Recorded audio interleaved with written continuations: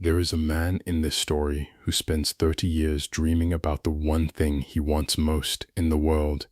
He has the money, he has the time, he could leave tomorrow, but he never does, not because something stops him, but because deep down he is terrified that if he actually gets what he wants, he will have nothing left to live for. If that scares you a little, if you recognize even a sliver of yourself in that, then you need to hear what this book has to say. In the next 11 minutes, I will walk you through the 4 most powerful ideas from The Alchemist by Paulo Coelho, one of the best-selling books in history, translated into over 80 languages, read by presidents and teenagers and everyone in between. This is the story of a shepherd boy named Santiago, who has a recurring dream about treasure buried near the Egyptian pyramids. He sells everything he owns and crosses the Sahara Desert to find it. What he finds instead are 4 truths about life that most people never learn or learn too late. The first truth is about the dreams we bury. Early in his journey, Santiago meets a mysterious old man who calls himself the King of Salem. The old man tells Santiago something that echoes through every page of this book. He says, "When you truly want something, the entire universe conspires to help you achieve it."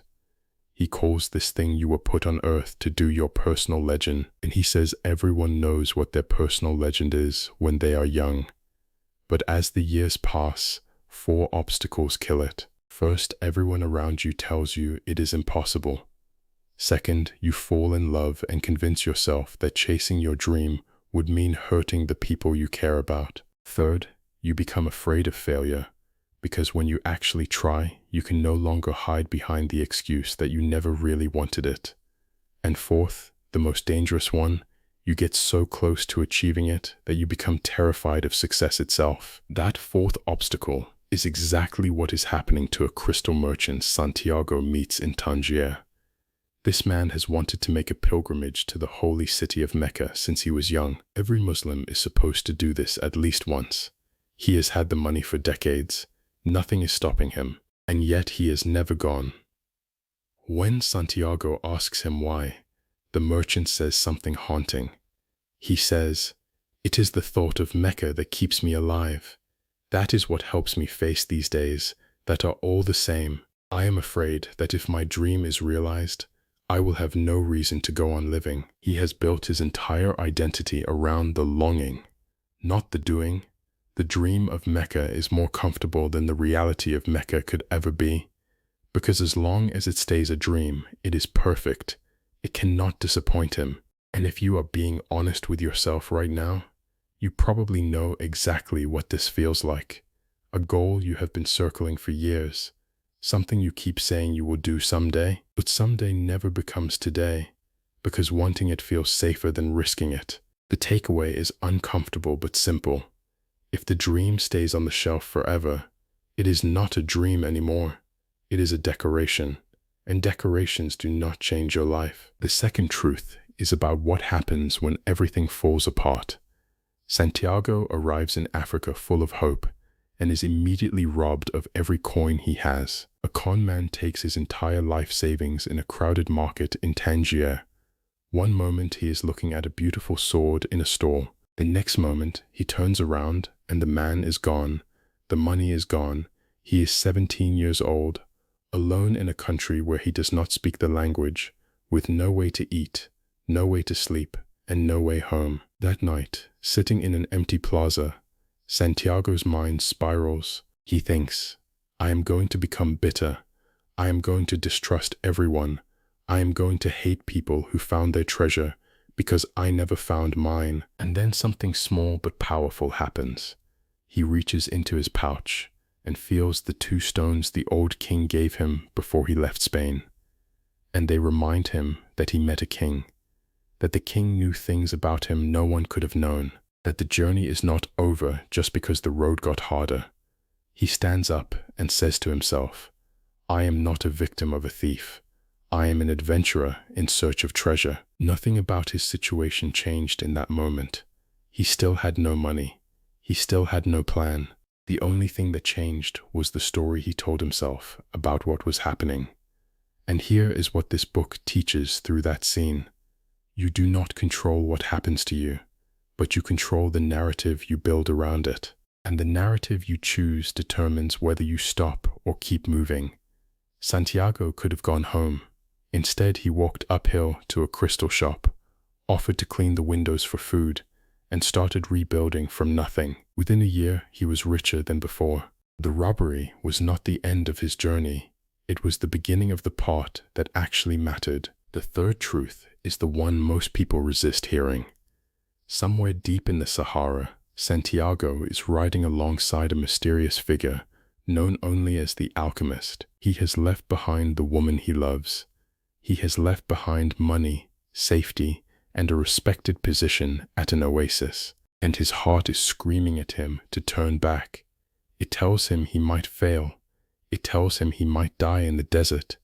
It tells him the oasis was enough, that Fatima was enough, that the treasure might not even exist. Santiago says to the alchemist, "My heart is a traitor. It does not want me to go on." And the alchemist says something that changes how Santiago, and maybe how you, thinks about fear forever. He says, "That makes sense. Your heart is afraid that in pursuing your dream, you might lose everything you have already won." Santiago asks, "Then why should I listen to it?" And the alchemist answers, "Because you will never be able to keep it quiet. Even if you pretend not to hear it, it will always be there inside you, repeating what you think about life and about the world." Santiago asks, "Even if it is treasonous?" And the alchemist says, "Treason is a blow that comes unexpectedly. If you know your heart well, it will never be able to do that to you." Most people treat fear like an enemy, something to crush, to override, to push through with sheer force. This book says, no, sit with it. Let it talk. Let it list every worst-case scenario it has. Because a fear you understand is a fear that cannot ambush you. Santiago spends days doing exactly that. He stops arguing with his heart and just listens. And slowly the heart stops fighting. It starts reminding him of his courage instead of his doubts. It starts telling him about dangers it had protected him from that he never even knew about. His heart was never the enemy. It was a scared companion that needed to be heard, not silenced. The takeaway here is one you can use tomorrow morning. The next time fear tells you not to do something, do not shout it down. Ask it, what exactly are you afraid of?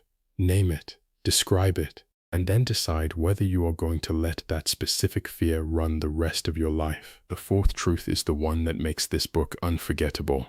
Santiago finally reaches the pyramids of Egypt. He stands in the moonlight, falls to his knees, and weeps. He has traveled across oceans and deserts to get here. He picks a spot and digs all night. His hands bleed.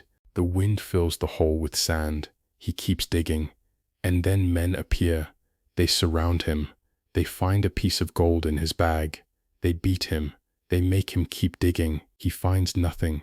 And when they are done, the leader looks at Santiago on the ground, broken, bleeding, and laughs. He says, "You are not going to die. But you should know that 2 years ago, right here on this very spot, I had a recurrent dream too. I dreamed I should travel to Spain and look for a ruined church where shepherds slept. In my dream, there was a sycamore tree growing out of the ruins, and I was told that if I dug at the roots, I would find a hidden treasure." He pauses and shakes his head. He says, "But I am not so stupid as to cross an entire desert just because of a recurrent dream."